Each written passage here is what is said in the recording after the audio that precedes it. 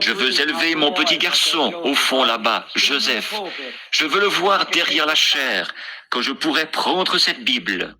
Quand j'arriverai au jour où je verrai Joseph derrière la chaire, en train de prêcher, un jeune homme rempli du Saint-Esprit, oint avec l'Esprit de Dieu sur lui. Et je crois qu'il sera prophète. Le jour où je l'ai vu, 6 ans avant sa naissance, vous vous rappelez, je vous ai dit qu'il allait venir. Vous vous rappelez comment je l'ai appelé là, près de l'autel, sans savoir ce que je disais. Je consacrais des bébés. J'ai dit, Joseph, tu es prophète. L'autre jour, il était dans la cour. Il est entré me dire, Papa, est-ce que Jésus a une main comme la tienne? J'ai dit, eh bien, oui, fiston. Pourquoi? Il a dit, j'étais assis sur ma bicyclette. J'attendais que Sarah, c'est sa petite sœur, arrive de l'école. Il était assis là. Je ne lui permets pas d'aller sur la route. Il était assis comme ceci. Et il a dit, j'ai regardé en haut. Et il a dit, quand j'ai regardé, il y avait une main comme la tienne, avec une manche blanche, qui était là, au-dessus de moi. Et il a dit, ensuite, elle est montée. Il a dit, est-ce que c'est la main de Jésus qui est montée? J'ai regardé sa mère m'a regardé. Nous sommes allés chez Madame Wood. Elle est assise ici, quelque part. Nous l'avons interrogée, question après question, de toutes les manières possibles. C'était une vision. Il l'a vue. Quand je verrai le jour où le petit Joseph se tiendra, j'espère vivre assez longtemps pour le voir marié, si Jésus tarde. Je suis un vieil homme, j'ai des poils gris autour du cou ici. Je veux envoyer encore 2 ou 3 millions d'âmes à Christ si je le peux. Je suis déterminé à prêcher l'évangile à chaque coin de la terre. Oui, monsieur. Avec l'aide de Dieu, je le ferai. Alors, quand je verrai ce moment-là arriver, frère Mike, je peux voir le moment. Maman, Meda, c'est comme ça que je l'appelle, ma chérie. Vous voyez, nous prenons de l'âge. Je vois ses cheveux qui grisonnent et je nous vois baisser, décliner. Rebecca, je suis si reconnaissant pour Rebecca. Son professeur de musique me disait l'autre soir, oh, si elle continue comme ça, frère Branham, elle pourrait aller très loin. Vous voyez, elle développe son talent pour la musique. Je la veux, et je veux Sarah à l'orgue, Becky au piano, je veux Joseph en chair.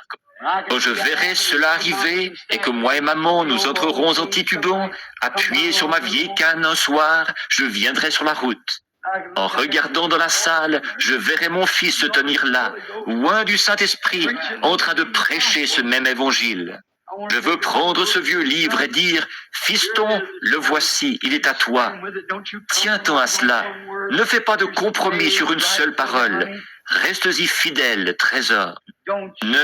Peu importe qui est contre toi, qui est contre Dieu, lui, il sera pour toi. Prêche chaque parole exactement comme elle est écrite là-dedans. Et papa te reverra de l'autre côté du fleuve. J'aimerais passer mon bras autour d'elle, mon épouse, et traverser le Jourdain. En attendant, ô Dieu, permets-moi de rester sur le champ de travail, fidèlement. Permets-le-moi, quel qu'en soit le prix, ça m'est égal, ou combien, ce que je fais, ou ceci, cela, ou autre chose.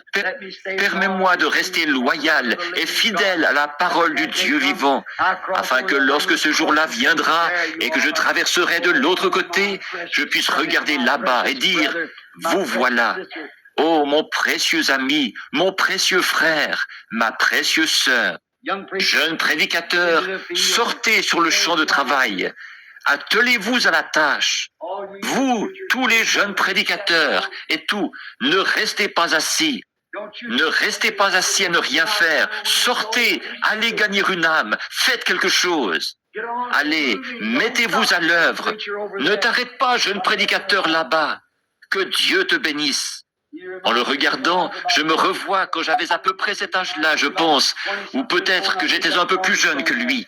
J'avais seulement 20 ans et quelques quand j'ai posé la pierre angulaire, là. Je me souviens, à l'époque, je portais un veston bleu et un pantalon blanc. Et là, j'ai posé cette pierre angulaire, il y a environ 31 ans de ça. Vous voyez quel âge j'avais, je n'étais qu'un enfant. Je me suis tenu là, j'ai posé la pierre angulaire.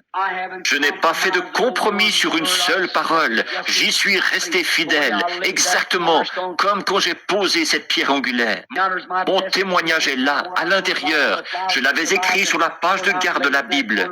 J'ai détaché cela et je l'ai mis dans la pierre angulaire. Il y est toujours. Puisse-t-il être écrit au ciel, sur les pages de la parole éternelle de Dieu, que je reste fidèle jusqu'à la fin. Maintenant,